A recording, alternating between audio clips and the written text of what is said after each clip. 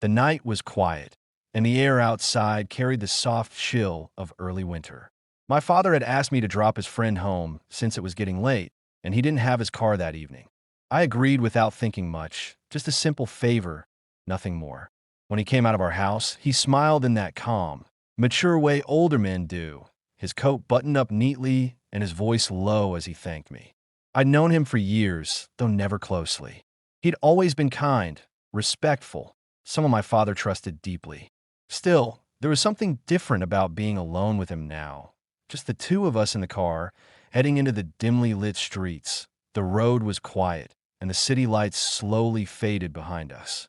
He asked about my work, my plans, and I answered politely, my eyes on the road. His tone was warm, but his questions lingered a little longer than usual, as if he wanted to know not just what I did, but how I felt about it. There was something in his voice that drew me in, not forcefully, but like a quiet pull I couldn't ignore. I laughed once or twice, more out of nervousness than amusement. I could sense his eyes on me every now and then, not with judgment, but something softer, harder to define. After a while, the conversation turned more personal. He spoke about life, about how time changes people, how trust fades, how even love grows quiet with age. I didn't know what to say. I just listened. He said he missed being understood, that sometimes people grow so used to routine they forget what it feels like to be truly seen. His words sounded heavier than the air around us, and I could feel the loneliness tucked behind every syllable. I didn't expect to feel anything, but for a strange moment, I did, something that wasn't pity, but connection. The road curved through an empty stretch lined with trees. The soft yellow lights on the side of the road flickered in and out, casting his face in half shadow. He looked out the window for a while, quiet, lost in thought. I wanted to ask him what he was thinking, but I didn't. I wasn't sure I should. He turned back suddenly and smiled, a small, almost tired smile. "You're a good listener," he said, and his voice carried a kind of warmth that felt too personal. I nodded, unsure why my chest tightened at the sound of his approval. The silence that followed wasn't uncomfortable, just heavy. The kind that says more than words can. His hand rested near the gear, close enough that I could feel the heat of it in the narrow space between us. My heart started to beat a little faster for reasons I didn't understand or maybe didn't want to understand. I looked ahead at the road, long, empty, unending, and it felt like we were driving through something more than just the night. The air grew still. The conversation faded completely. There was nothing but the faint sound of the tires rolling over asphalt. He leaned back in his seat and sighed softly, almost as if he wanted to say something but couldn't find the words. I kept my eyes forward, pretending not to notice, but I could feel something shift between us, quiet, invisible, but undeniable. When he finally spoke again, his voice was lower, almost reflective. He said he envied youth, not for its freedom, but for its honesty. That when you're young, your feelings don't hide behind walls. I didn't know what to say to that. I just nodded, my throat dry. The car lights hit a turn, and for a moment, his face looked both older and softer, his eyes holding something fragile. And as we neared the outskirts, the city, noise disappeared entirely. Only the hum of the car filled the space. He asked if I was tired, and I said no. But the truth was I was not physically, just drained by something I couldn't name. The world outside the windshield blurred a little as I slowed the car down near a quiet stretch of road. That's when I felt it, that pause in the air, like something was about to change, something neither of us could take back. That he looked at me then, really looked, and for the first time, I felt seen in a way that was almost too much. The silence stretched between us, deeper than before, and in that silence, everything around us seemed to disappear. The road, the sound, even the night itself. He told me to stop the car for a moment. His voice was calm, steady, almost too gentle. I didn't ask why. Maybe because I already knew there was no reason that would make sense. The road was empty, the streetlights weak and far apart. When the engine went quiet, the world around us fell into stillness. I could hear my own heartbeat, fast but steady, as though it had decided to fill the silence that hung between us. He didn't look at me right away. Instead, he leaned back in his seat, eyes closed, breathing slow, as if he was thinking about how to begin something he shouldn't. After a while, he spoke, his voice softer than before. He said he often wondered how people lose the ability to talk honestly, how everything becomes pretense over time. He laughed quietly, but there was sadness in it. He said there were things he wanted to say to someone, but he never found the courage to. I kept listening, hands tight on the steering wheel, unsure what to do with the weight of his words. Then, almost without thinking, I asked him what it was he wanted to say. That made him turn his head, eyes meeting mine for the first time since we stopped. His gaze wasn't commanding, but it held something deep, something I didn't want to name. He said he missed being around people who didn't judge him, people who listened without turning away. "You remind me of someone I used to know," he said quietly, and I didn't know whether to feel flattered or afraid. The air between us thickened. I could feel it pressing in on my chest. I looked down for a second, pretending to check the time on my phone, but my hands were trembling slightly. He shifted closer, just a little, and for a moment I could smell his cologne, warm, familiar, like something that belonged to another time. It felt strange how comforting that scent was, how it made me forget for a moment who he was and who I was supposed to be. He said my name then, slowly, almost like he was afraid of the sound. And I looked up. There was no space left for distance. Not in that car, not in that moment. He said he knew this was wrong, that it wasn't supposed to happen, but sometimes life gives you a moment that feels both wrong and right at the same time. His words echoed in my head, and before I could think of what to say, he reached out, not forcefully, not even confidently, but as if asking permission without words. The world outside blurred completely. I didn't move away, though every part of me told me I should. Something stronger than logic held me there.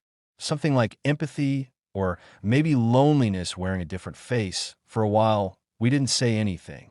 There was no need to.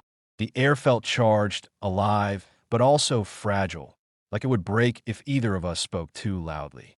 It wasn't passion, it wasn't impulse. It was a connection neither of us expected or wanted to admit existed. I closed my eyes for a second, and all I could feel was the thudding of my heartbeat, the sound of his breath next to mine. When I opened them again, he had pulled away slightly. His expression had changed, guilt replacing warmth, hesitation drowning whatever softness had been there. He ran a hand through his hair, exhaled deeply, and whispered something I barely heard. Maybe it was "I'm sorry." Maybe it was my name. I couldn't tell. The silence after that felt heavier than anything we'd said before. He started the car without looking at me, his voice quiet but steady when he told me to drive. The road stretched ahead, endless and dim. Neither of us spoke. The hum of the engine felt louder than it should, the only sound in a car filled with unsaid things. I kept my eyes fixed on the road, afraid that if I looked at him, I'd see the reflection of my own confusion staring back. He broke the silence once, his voice almost lost in the noise of the tires. He said some things happen not because we plan them, but because we forget to stop ourselves in time. I nodded without looking at him. There was nothing left to say. The night outside looked exactly the same, but somehow it felt different, like we had crossed an invisible line and nothing could make it straight again as the car moved forward. I could feel the air thinning between us, the closeness replaced by an ache that neither of us dared to name. What had happened felt both fleeting and endless, like a secret carried in the dark that would never see the light. When he told me to take the next turn toward his home, his tone was normal again, but his eyes told another story, one of regret mixed with something too human to define. When we reached his house, the street was quiet and dimly lit. The gate stood half open, and a faint yellow light glowed from one of the windows. I stopped the car, hands resting on the steering wheel longer than necessary. Neither of us moved for a few seconds. He looked out of the window, as if deciding whether to say something or leave it all behind. The silence between us was heavy again, but this time it didn't feel charged. It just felt tired. He finally turned toward me, his voice low, almost distant. "Thank you for the ride," he said, and I could hear how hard he was trying to sound normal. I nodded, unable to speak. He opened the door slowly, stepped out, and stood there for a moment, his hand resting on the car roof. He looked at me one last time, a small, unreadable smile flickering at the edge of his lips. Then he closed the door and walked toward the gate, disappearing into the shadows of his home. For a long moment, I sat there without moving. The sound of the car engine idling was the only thing that reminded me I was still in the world. I didn't know what to feel: relief, guilt, sadness, maybe all of it tangled into something I couldn't name. I leaned back in my seat, staring at the empty spot where he had been sitting just seconds ago. The warmth still lingered in the air, but it already felt like a memory, fading too quickly. I switched off the engine, then turned it on again, unsure if I wanted to go home yet. The road back felt longer than before. Every turn seemed unfamiliar, even though I'd driven it 100 times. The streetlights stretched into thin lines as I drove, and the reflection of my own face in the windshield looked distant, like someone else entirely. I thought about his words, about being seen, about honesty, about the moments that test the limits of what's right.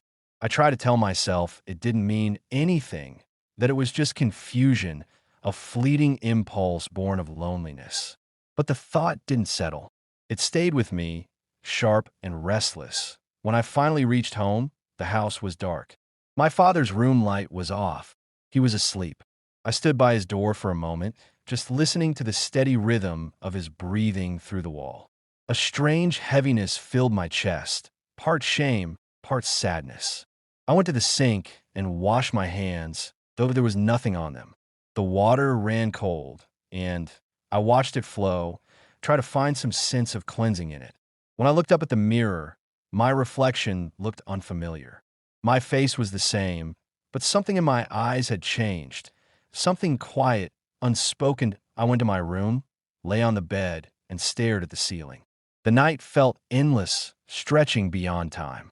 I kept replaying everything, every pause, every silence, every word that wasn't said. I wondered if he was doing the same, sitting somewhere in his house, thinking of what had just happened and what it meant. Maybe he was already trying to forget. Maybe he already had. The next morning came too early. The sun felt too bright, too normal. My father greeted me as if nothing in the world had changed, and maybe for him, nothing had. But for me, the quiet moments from the night before echoed in everything, in the sound of his voice, in the smell of breakfast, in the way I avoided his eyes. I realized then that some moments don't end when they're over. They stay hidden beneath the skin, shaping the way you see everything afterward. Days passed, but the memory stayed. Not as something dramatic or romantic, but as something that simply existed, a truth I couldn't share. Whenever I drove past that same road, the place where he had told me to stop, my chest tightened just a little. I never saw him again in the same way. When he came to visit my father, his eyes would meet mine briefly, polite and distant, like two people holding a secret they'd both agreed to bury. Sometimes at night, I still thought about that silence in the car, how it felt like both a confession and a goodbye. It wasn't love. It wasn't desire. It was something smaller, sadder. Two lonely people crossing paths at the wrong time and mistaking understanding for something deeper. I learned that night how fragile the line is between comfort and betrayal, between being seen and being lost. And though I never spoke of it again, a part of me stayed there on that road, under those dim lights, in that silence that changed everything.